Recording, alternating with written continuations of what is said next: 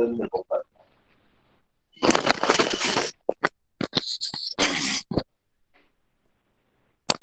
शिष्यों के प्रति अनासक्ति भाव ही भगवान के प्रति निमित्त मति करता है, अर्थात कभी भूल नहीं जाता।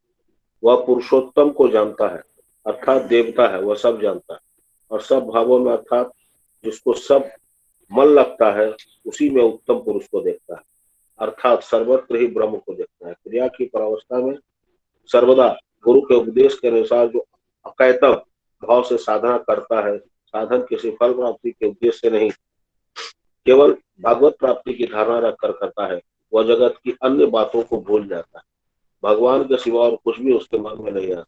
इस प्रकार भजन करते करते यह उत्तम पुरुष को देख पाता है, तब उसका सारा बंधन मिट जाता है, तब वह सर्वविदित हो जाता है, क्योंकि सब शत्रुओं में भगवान को देखता है, भगवान के सिवा कुछ नहीं देखता।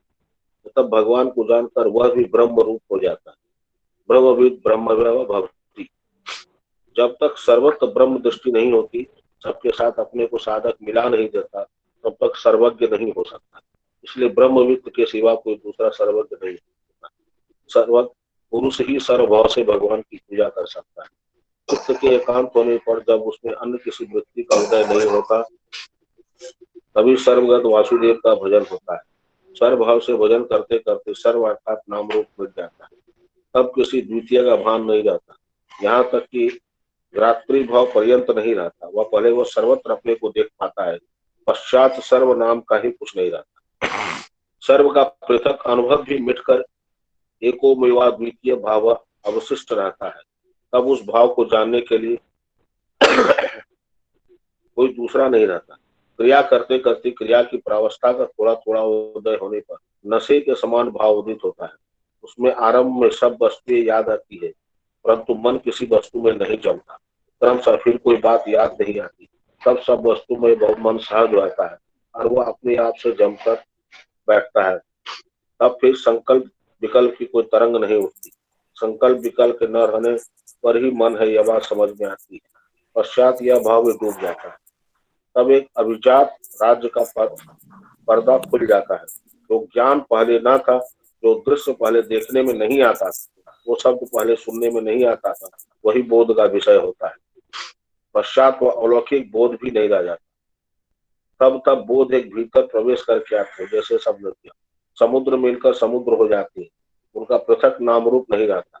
जैसे ही वह गुणातीत ब्रह्म भाव होता है, रूपम भगवती यतन्म कांत कुशापहम। भगवान के उस रूप को कोई आकृति नहीं है, वह रूप का रूप है। उसका मन उसका दर्शन करके परम तृप्ति प्राप्त करता है, उसके सब शोक संताप दूर हो जाते हैं। भगवान किसी माइक रूप से दर्शन की साधना का अंतिम फल नहीं है। उसके स्वरूप में नित्य स्थित तथा उस स्वरूप में अपने को डुबा देना ही भक्ति भाव ही पराकाष्ठा है। यह भाव निज बोध रूप है, ज्ञान रूप है। उसमें स्थिति लाभ करना ही भगवत भजन का सर्वोत्तम फल है। इस स्थिति का नाम ही क्रिया की परावस्था है। उसकी अलौकिक शक्ति कार्य रूप से दृश्य जगत में भासमान हो रही है। मन इस प्रपंच को प्रकाशित करता है और भोग करता है, परंतु समस्त दृश्य के मूल में जो बिंदु है, उस बिंदु या केंद्र मूल में लौट कर जाना ही कार्य जगत की अतीत परावस्था का प्राप्त होना है, जहाँ नानक तो नहीं है। कल्पना का बहुमुखी प्रकाश ब्रह्म जगत है। मन के स्वरूप च्युति है। उस कल्पना का मूल मन जब स्वकेंद्र में लौट कर आता है, तो उसके बहुमुखी प्रकाश का अभाव हो जाता है। यही दृष्टा का स्वरूप में अवस्थान का योग है। वह योगाभ्यास सबका कर्तव्य है। योगाभ्यास के बिना ज्ञान या भक्ति किसी को भी प्राप्त नहीं होता। योगाभ्यास आत्मदर्शन का प्रत्यक्ष फल प्रदान करने वाला उपाय है। योग बल के तुल्य और कोई बात नहीं है। योग बल से विहीन पुरुष इंद्रिय जय में असमर्थ होकर विषय में निमग्न हो जाता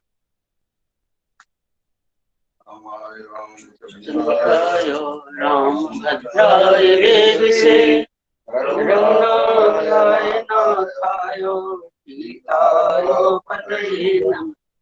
आराम कल्प वृक्षाराम विराम शकलापराम विराम लोकानां राम चक्री रामायणं चक्रं राम कथार्षम् क्षमाहित मधुपं भजे स्मरन्तं राम रामेति तरन्तं भवसागरं तरन्तं अमृतारण्ये तं नमामि कपीश्वरं। सीताराम राम राम मेरे प्रभु राम राम राम सीताराम राम राम मेरे प्रभु राम राम मंगल भवन मंगलहारी द्रवहु सुदशरथ धीर बिहारी रचे रुचिर बर बंद निवारे मनहु मनोभव फंद समारे मंगल कलश अनेक बनाए ध्वज पताक पट चमर सुहाए। ऐसे सुंदर और उत्तम बंदरबार बनाए मानो कामदेव ने फंदे सजाए हों। अनेकों मंगल कलश और सुंदर ध्वजा पताका पर्दे और चमर बनाए। दीप मनोहर मई नाना जायन बरनि विचित्र बिताना जही मंडप दुल्हिनी बेदेई सोबरने यसीमती कवि के। जिसमें मणियों के अनेक सुंदर दीपक हैं उस विचित्र मंडप का तो वर्णन ही नहीं किया जा सकता। जिस मंडप में श्री जानकी जी दुल्हन होंगी किसी कवि की ऐसी बुद्धि है जो उसका वर्णन कर सके। दुल्हु राम रूप गुण सागर शोभितानुति लोक उजागर जनक भवन कै शोभा जैसी गृह गृह प्रतिपुर देखूं तैसी। जिस मंडप में रूप और गुणों की समुद्र श्री रामचंद्र जी दुल्हे होंगे वह मंडप तीनों लोकों में प्रसिद्ध होना ही चाहिए। जनक जी के महल की जैसी शोभा है वैसी ही शोभा नगर के प्रत्येक घर की दिखाई देती है। जेहि तिरुहुति तेहि समय निहारी तेहि लघु लगहि भुवन दस चारी जो संपदा नीच गृह सोहा सो बिलो की सुर नायक मोहा। उस समय जिसने त्रिहुत को देखा उसे 14 भुवन तुच्छ जान पड़े। जनकपुर में नीच के घर भी उस समय जो संपदा सुशोभित थी उसे देखकर इंद्र भी मोहित हो जाता था। बसहि नगर जेहि लक्ष्य करी कपट नारी बर बेश तेहि पुर कै शोभा कहत सकुचहि नारद से सुसीता राम राम राम मेरे प्रभु राम राम राम सीता राम राम राम मेरे प्रभु मंगल भवन मंगलहारी द्रवहु सुदशरथ धीर बिहारी। जिस नगर में साक्षात लक्ष्मी जी कपट से स्त्री का सुंदर वेश बनाकर बसती हों उस पुर की शोभा का वर्णन करने में सरस्वती और शेष भी सब चाहते हैं। पहुँचे दूत रामपुर पावन हर से नगर बिलो की सुहावन भूप द्वार तिन खबरी जनाई दशरथ निप सुन लिए बुलाई। जनक जी की दूत श्री रामचंद्र जी की पवित्र पूरी अयोध्या में पहुंचे। सुंदर नगर देखकर वे हर्षित हुए। राजद्वार पर जाकर उन्होंने खबर भेजी। राजा दशरथ जी ने सुनकर उन्हें बुला लिया। करी प्रणाम तिन पाती दिन्नी मुदित महीप आपु उठिलिन्नी बारी बिलोचन बाँचत पाती पुलक गात आई भरी छाती। दूतों ने प्रणाम करके चिट्ठी दी। प्रसन्न होकर राजा ने स्वयं उठकर उसे लिया। चिट्ठी बांटते समय उनके नेत्रों में जल, प्रेम और आनंद के आंसू छा गए। शरीर पुलकित हो गया और छाती भर आई। राम लखन उर कर बर चिट्ठी, यही गए कहत न खाटी मीठी। पुनि धरि धीर पत्रिका बाची, हर्ष सभा बात सुनी साची। हृदय में राम और लक्ष्मण है, हाथ में सुंदर चिट्ठी है। राजा उसे हाथ में लिए ही रह गए, खट्टी मीठी कुछ भी कह न सके। फिर धीरज धरकर उन्होंने पत्रिका पढ़ी। सारी सभा सच्ची बात सुनकर हर्षित हो गई। खेलत रहे तहां सुधि पाई, आए भरत सहित हित भाई। पूछत अति स्नेह सकुचाई, तात कहाँ ते पाती आई। भरत जी अपने मित्रों और भाई शत्रुघ्न के साथ जहाँ खेलते थे वहीं समाचार पाकर वे आ गए। बहुत प्रेम से सब चाहते हुए पूछते हैं, पिताजी चिट्ठी कहाँ से आई है? कुशल प्राण प्रिय बंधु दो, अहि कहूँ कही देश। सुनी स्नेह साने बचन, पांची बहुरी नरेश। सीता राम राम राम, मेरे प्रभु राम राम राम। सीता राम राम राम, मेरे प्रभु राम राम। मंगल भवन मंगल हारी, द्रवहु सुदशरथ अजीर बिहारी। हमारे प्राणों से प्यारे दोनों भाई कहिए सकुशल तो हैं, और वे किस देश में हैं? स्नेह से सने ये वचन सुनकर राजा ने फिर से चिट्ठी पढ़ी। सुनी पाती पुल के दो भ्राता, अधिक स्नेहु समातन गाता। प्रीति पुनीत भरत कै देखी, सकल सभा सुकुल हूँ विशेषी। चिट्ठी सुनकर दोनों भाई पुलकित हो गए। स्नेह इतना अधिक हो गया कि वह शरीर में समाता नहीं। भरत जी का पवित्र प्रेम देखकर सारी सभा ने विशेष सुख पाया। तब नृपदूत निकट बैठारे, मधुर मनोहर बचन उचारे। भैया कहूँ कुशल दो माँ बारे, तुमनी के निज नयन निहारे। सब तब राजा दूतों को पास बैठाकर मन को हरने वाले मीठे वचन बोले। भैया कहो, दोनों बच्चे कुशल से तो हैं, तुमने अपनी आंखों से उन्हें अच्छी तरह देखा है।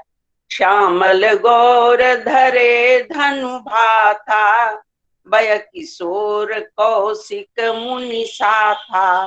पहचान हूँ तुम कहूँ सुभाऊ, प्रेम विवश पुनि पुनि कहराऊ।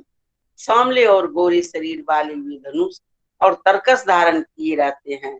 किशोर अवस्था है, विश्वामित्र मुनि के साथ हैं। तुम उनको पहचानते हो तो उनका स्वभाव बताओ। राजा प्रेम के विशेष बस होने से बार बार इस प्रकार का पूछ रहे हैं। जा दिन ते पुनि गए लवाई, तब ते आजु सांची सुधि पाई। कहूँ विदेह कवन विधि जाने, सुनि प्रिय वचन दूत मुस्काने। भैया जिस दिन से मुनि उन्हें लिवा ले गए, तब से आज ही हमने सच्ची खबर पाई है। कहो तो महाराज, जनक ने उन्हें कैसे पहचाना? ये प्रिय प्रेम भरे वचन सुनकर दूत मुस्कुराए। सुनहु महीपति मुकुट मणि, तुम सम धन्य न को। राम लखन जिनके तनय, विष विभूषण दो। सीता राम राम राम, मेरे प्रभु राम राम राम सीता राम राम राम मेरे प्रभु राम राम मंगल भवन मंगलहारी द्रवहु सुदशरथ जिर बिहारी। दूतों ने कहा, हे राजों की मुकुटमणि, सुनिए, आपके समान धन्य और कोई नहीं है, जिनके राम लक्ष्मण जैसे पुत्र हैं, जो दोनों विश्व के विभूषण हैं। सियावर रामचंद्र की जय, पवन सुत हनुमान की जय, उमापति महादेव की जय। नित्य कृत का 114 नंबर पेज निकाल लीजिए। बाबा का दर्शन नहीं हो रहा है, जरा कैमरा ठीक कर दीजिए। 114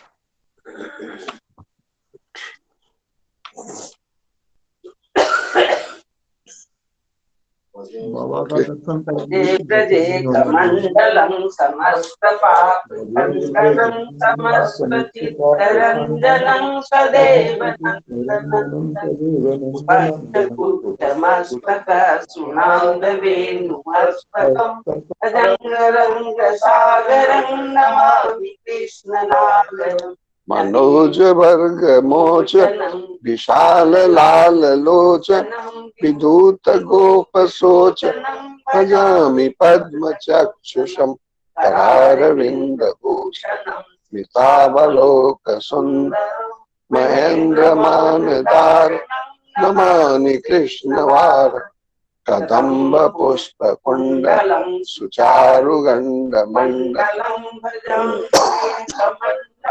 भजामि कृष्ण दुर्लभं यशोदया समोदया सकोपया दयानिधि उदुखले कृतग्रे नमामि नंदनंदन नवीन गोपनाग नवीन केली मंदिर नवीन मेघ सुंदर भजे भजे सुंदर सदैव पाद पंकजं मदीयमान सेवितं ददातु नंद बालकं समस्त भक्त पालकं समस्त गोपनागरी मोहनं भजामि कुंज मध्यं प्रसून बाल शोभितं विरंच विष्णु सेवित सदा सवालकं दिने दिने नवीनम नमामि नंद संभवं गुणाकरं शुभाकरं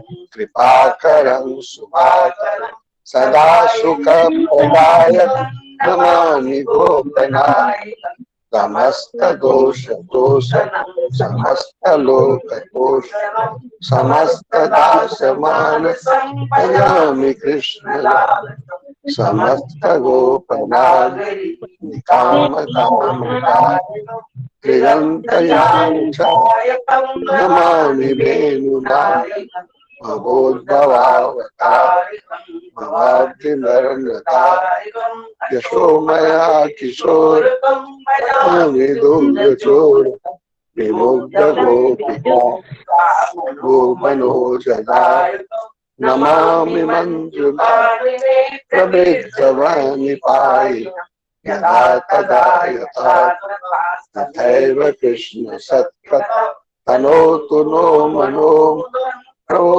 कृपालुः।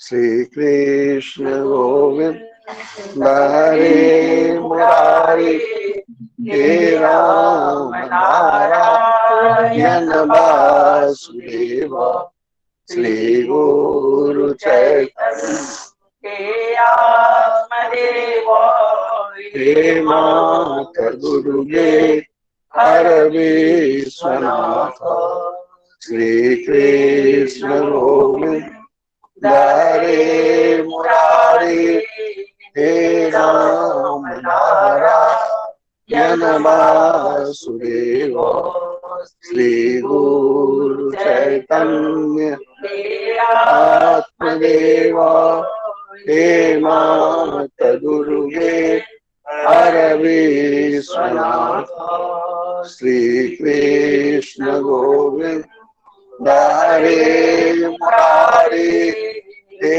राम नारायण वासुदेव श्री गुरु चैतन्य हे मात गुरुदेव हर विश्वनाथ श्री कृष्ण गोविंद हरे मुरारी हे राम नारायण वासुदेव श्री गुरु चैतन्य हे आत्मदेव हे मात गुरुदेव हर विश्वनाथ श्री कृष्ण गोविंद हरे मुरारी हे राम नारायण वासुदेव श्री गुरु चैतन्य हे मात गुरुदेव हर विश्वनाथ पुण्य श्लोको नलो राजा पुण्य श्लोको युधिष्ठिर पुण्य श्लोका च वैदेही पुण्य श्लोको जनार्दन कुसुम संकाशम काश्यपेयं मान्तारिं सर्वपापानां प्रणतोऽस्मि दिवाकरम् एकदन्तं महाकाय लंबोदर गजाननम्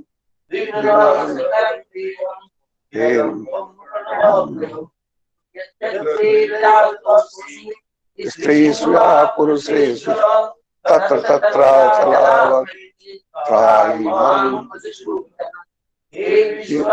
शिव शंकर देव गंगाधर प्रमथनायक माणेश्वराम संसार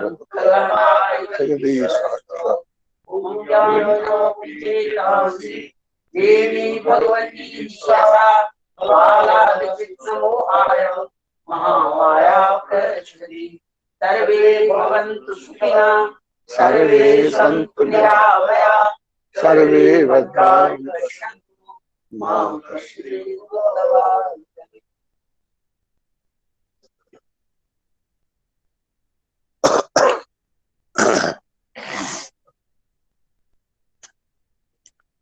सब आदमी को जय गुरु। जय गुरु। को हम बुखार से पीड़ित थे, उसके बाद खांसी हो गया, कफ हो गया, अभी भी पूर्ण स्वस्थ नहीं हुए हैं, लेकिन पहले से सुधार है। ये तो शरीर का धर्म है, इसके लिए कोई ज्यादा चिंतित होने की जरूरत नहीं है। चिंतित होना है कि जिस काम के लिए जो काम हमको मनुष्य शरीर में करना चाहिए वो हम कर पा रहे हैं कि नहीं कर पा रहे हैं। अगर नहीं कर पा रहे हैं तो हमारा एक जीवन व्यर्थ चला जा रहा है। पता नहीं फिर ये संजोग कब मिले नहीं मिले। इसीलिए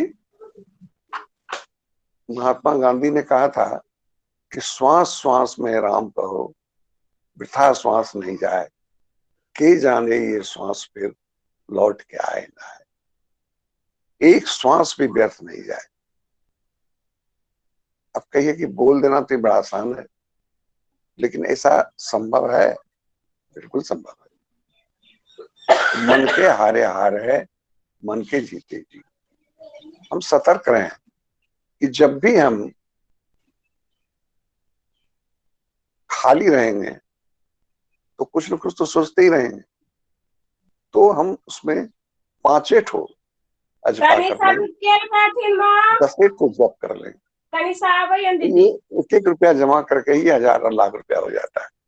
उसी प्रकार एक एक जप करने से ही हमारे खाते में बहुत जप जमा हो जाता है। तो सबसे पहला बात हमको ये कहना है कि जो होनहार है सो हो रहा है, और जो होनहार नहीं है वो हमारे प्रयास करने से भी नहीं होता है। भगवान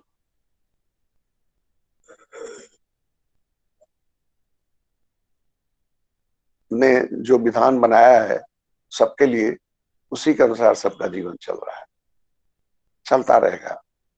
हम आज हैं कल नहीं रहेंगे, लेकिन संसार चलेगा। अभी हमारी एक किताब आ रही है, गुरुधाम जो लोग जाएंगे वो लोग ले पाएंगे, कि ये संसार है, चलता रहेगा, संसार रुकेगा नहीं। हम भी उसी क्रम में एक आदमी हैं, हम भी चले जाएंगे, फिर हम आएंगे, ये चलता रहेगा। विचारनी बात यह है कि हमको करना क्या है। तो सबसे पहले कि जिस काम के लिए हमको ये मनुष्य शरीर मिला है वो काम जरूर करना चाहिए। भगवत भजन करने के लिए मिला है, क्योंकि ये काम आप और किसी योनि में नहीं कर सकते थे। तो रोज नियम से हमको साधन करना, मन लगे नहीं लगे, अच्छा लगे बुरा लगे, लेकिन बैठना जरूर है।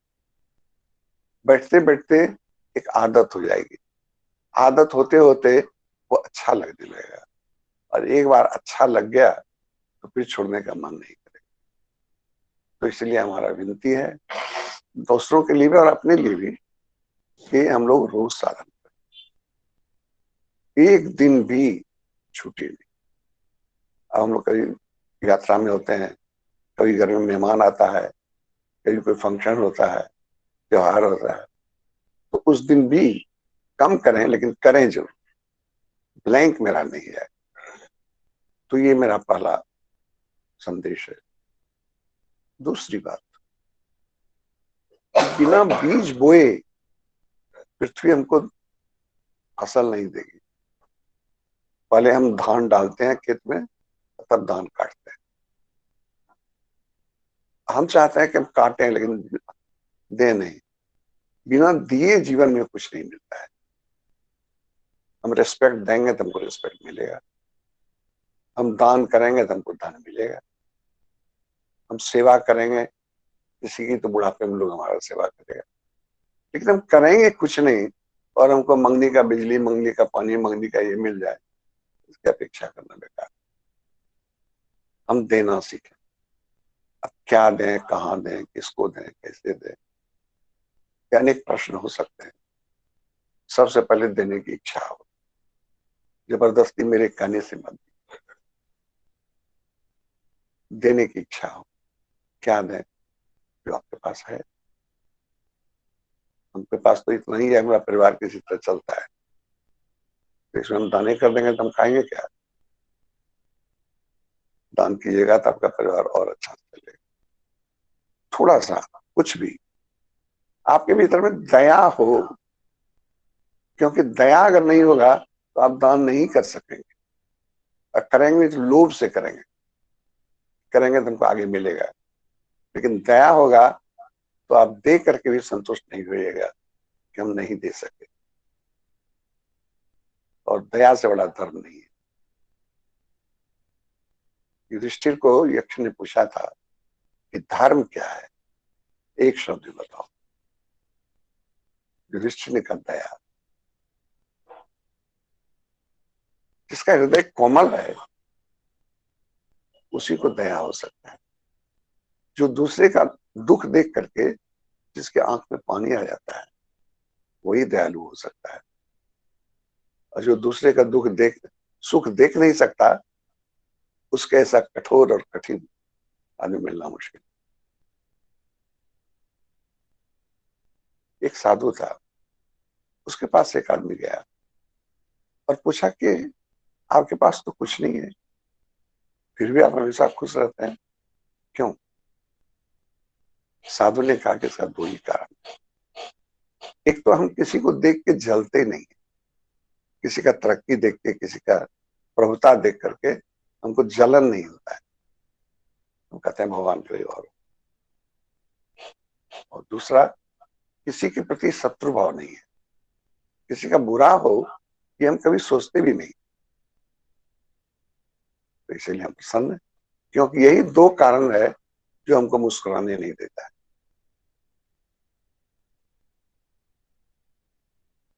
हम अपना भला चाहते हैं लेकिन दूसरों का भला देख नहीं सकते। हमसे अगर किसी ने बुरा व्यवहार किया तो हम उससे बदला लेना चाहते, उसके प्रति शत्रुता का भाव आ जाता है। और जिसको ये है ही नहीं वो तो हमेशा खुश है, उसको क्या दिक्कत। तो हम ये संदेश देना चाहते हैं कि हम किसी के सुख में जरूर जाए और दुख में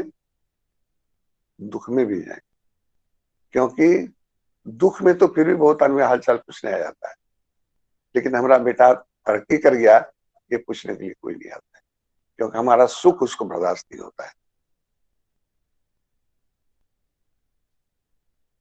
जो दूसरे का तरक्की देखकर जलता नहीं है, जिसके भीतर में शत्रु भाव नहीं है, निर्वैर सर्वभूतेषु स्वमामेति पांडव, ये मैं नहीं कर रहा हूं, भगवान ने गीता में कहा है कि वैर भाव जिसके भीतर में नहीं है, एक पांडव है अर्जुन, वही मुझको प्राप्त कर सकता।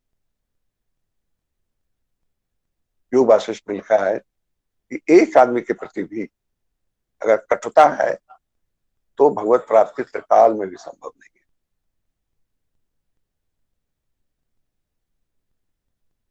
आपने मेरे साथ कुछ बुरा व्यवहार किया या मेरा ठग दिया, मेरा बेईमानी कर लिया, तो कर लिया तो कर लिया, लेकिन कल अगर आपके यहाँ कुछ अच्छा चीज होगा तो जरूर चले जाएंगे। आपकी बेटी की शादी होगा तो हम जरूर जाएंगे, उसको गांठ नहीं माने। आपने जो किया आपने लिए किया, और किसी करने से घटता बढ़ता नहीं। कबीरा आप ठगाइए और न ठगिए कोई, आप ठगे सुख उपजे और ठगे दुख हो। तो पहला बात हम साधन रोज करें।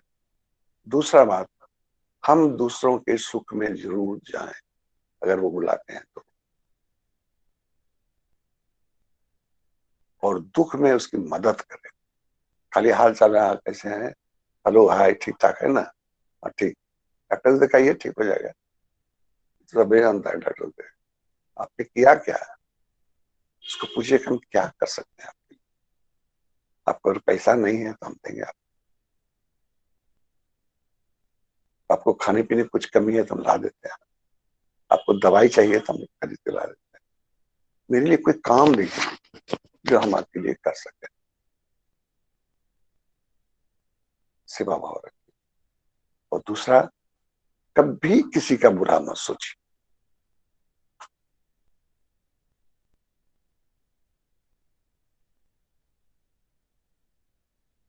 हम डरे हुए इसलिए हैं क्योंकि हमने अपने मन में कई शत्रु बना लिया है।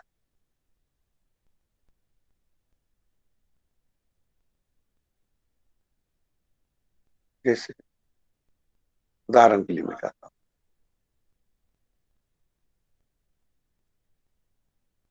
हम जब अपने घर के बाहर सिक्योरिटी गार्ड रखते हैं कोई आ नहीं जाए, लेकिन अगर हम किसी का दुश्मन नहीं है तो क्यों आएगा कोई मेरे पास, मुझे भावना से। और अगर हमने दुश्मन भाव पाल रखा है तो जरूर आएगा। तो जिसको किसी से दुश्मनी नहीं है तो कोई सिक्योरिटी की जरूरत, वो हमेशा सुरक्षित है, क्योंकि उसका बुरा सोचने वाला कोई है ही। और हम जब बुरा सोचेंगे किसी का, तभी मेरे बारे में कोई बुरा सोचे। तो पहला हम बोले रोज साधन करना चाहिए। दूसरा बोले कि दूसरे की खुशी में जरूर जाना चाहिए। इसलिए कहता बारात जा रहा हो तो देखना चाहिए, क्योंकि किसी की बारात जा रहा हो तो आप देखिए उसको, देखिए मतलब देख के खुश रहिए कि देखिए आज इसकी शादी हो रही, तो इससे आपको खुशी मिलेगी जीवन में। और वो हमारे दुश्मन का बारात जा रहा है, हम उसको नहीं देखेंगे तो आप जीवन में कभी खुश नहीं हो सकते। तीसरा, कभी किसी का बुरा मत सोचिए, उसका भी नहीं जो आपका बुरा करता है।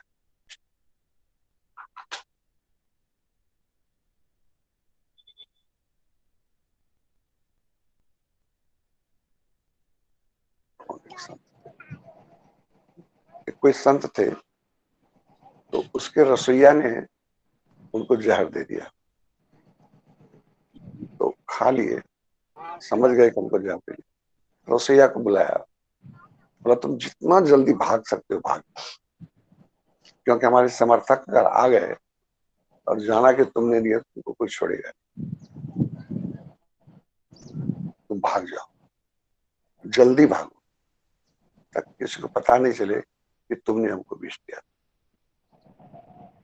उस रसोई ने प्रणाम किया कि आप कितने महान हैं, हमने आपको विष दिया फिर भी आप हमारी भलाई के बारे में सोच रहे हैं। ईसा मसीह को जब कील ठोका जा रहा था, एक सुई चुभता है तो कितना दर्द होता है, तो कील ठोका जा रहा था कितना दर्द हुआ होगा। लेकिन उस समय भी उन्होंने यही कहा था, हे प्रभु, अगर हमने जीवन में कोई अच्छा काम किया था, आप इन लोगों को क्षमा कर दीजिएगा जो मेरे साथ ऐसा व्यवहार कर रहे हैं। उस समय भी उनके मुंह से बुरा बात नहीं निकला। हम साधु बनने चले, हम करोड़पति अरबपति बने नहीं चले। हमारा जो रास्ता है वो साधु बनने का है, और साधु का ये लक्षण। तो हम साधन रोज करें, हम दूसरे की खुशी में जरूर खुश हों, और हम किसी के प्रति बैर भाव नहीं रखें। और चौथा,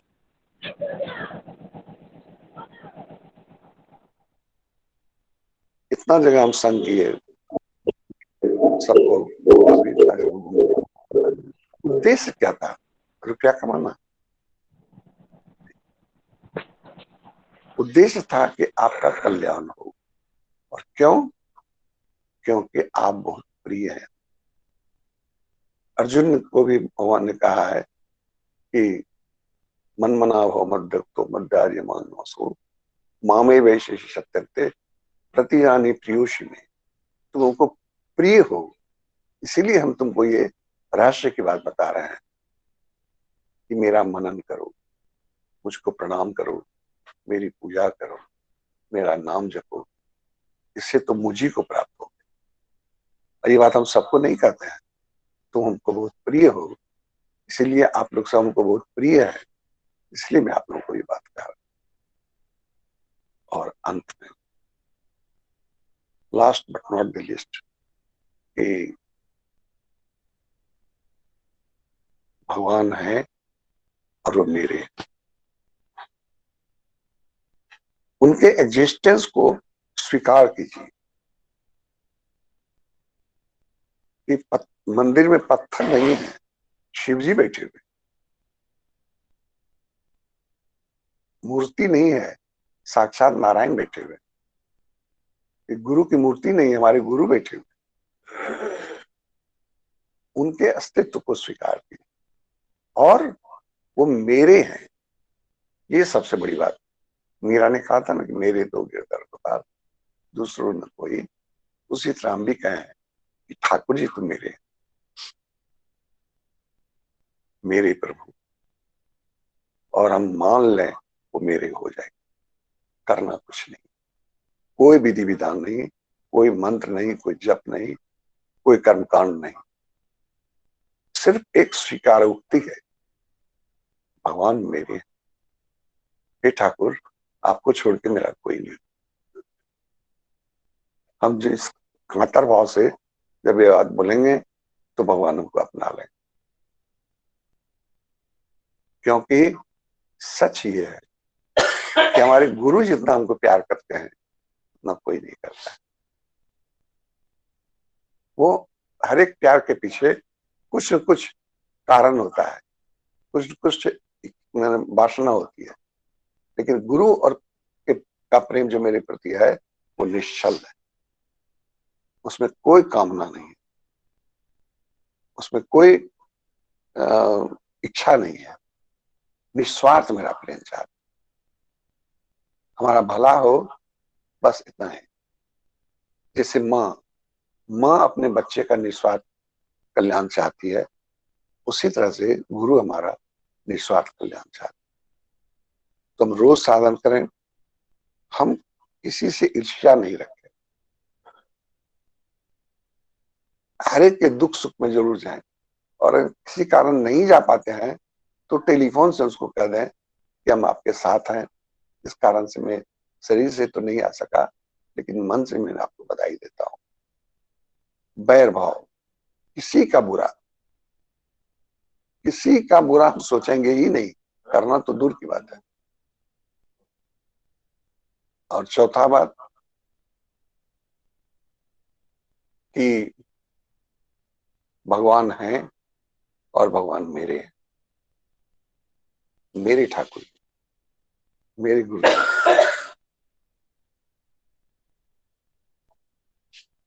जब वो हैं तो फिर जीवन में क्या कमी। 12 तारीख से एक दुखद घटना हो गई बीच में कि सन्याल बाबा मेरे गुरु महाराज के कुछ वधू का देहांत हो गया है। उनका श्राद्ध भी गुरुधाम से ही होगा, तो 9 तारीख को श्राद्ध हो जाएगा, 10 को नियम भंग है उन लोगों का, 12 से हम लोग का फंक्शन है। इसलिए माता जी ने बहुत कृपा की कि हम लोग के कार्यक्रम को बाधित नहीं किया। ये उनकी करुणा है। तो हम लोग वहाँ सत्संग करेंगे। मेरा स्वास्थ्य वाला आप लोग जानना चाहिएगा, मेरा स्वास्थ्य बहुत अच्छा नहीं है। गांव गए थे, गांव में तो बहुत ही ज्यादा खराब लगता था, अब गए। वहां से लौट के आए तो बुखार आ गया। बुखार 2-3 दिन तक रहा, बहुत ज्यादा। उसके बाद बुखार कमा तो खांसी हो गया, खांसी कमा तो कफ हो गया। तो अभी थोड़ा ठीक है, लगता है 2-3 दिन में ठीक हो जाना चाहिए। तो ये दौर से हम गुजर रहे हैं। लेकिन जब तक हैं तब तक हम जगत कल्याण के लिए कुछ करना चाहते, तब तक हम सबका भला हो, इसलिए उसको सत पथ पर चलाने की कोशिश करना चाहते हैं। और अपने भी हम चाहते हैं कि जो बन पड़े वो भगवत अर्जन करते रहे। हम आप सबों के स्वस्थ और सुखी जीवन की कामना करते हैं और भगवान से प्रार्थना करते हैं, भगवान सबका कल्याण करे। जय गुरु बाबा।